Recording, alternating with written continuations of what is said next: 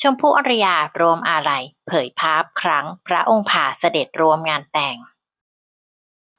อีกหนึ่งคนบันเทิงที่ออกมาร่วมน้อมรำลึกถึงพระมหากรุณาธิคุณหลังจากที่การประกาศข่าวการสิ้นพระชนม์ของสมเด็จพระเจ้าลูกเธอเจ้าฟ้าพัชรกิติยาภานเรศธิราเทพยวดีกรมหลวงราชสารินีสิริพัฒน์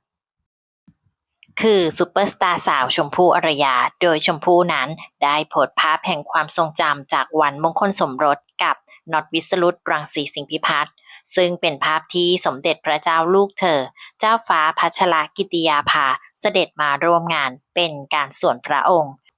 สร้างความปรับปลื้มและเป็นเกียรติสูงสุดแก่ครอบครัวในวันสำคัญของชีวิตพร้อมกันนี้ชมพู่ยังได้เขียนข้อความสั้นๆแต่เปลี่ยนไปด้วยความหมายว่าน้อมรำลึกในพระมหากรุณาธิคุณ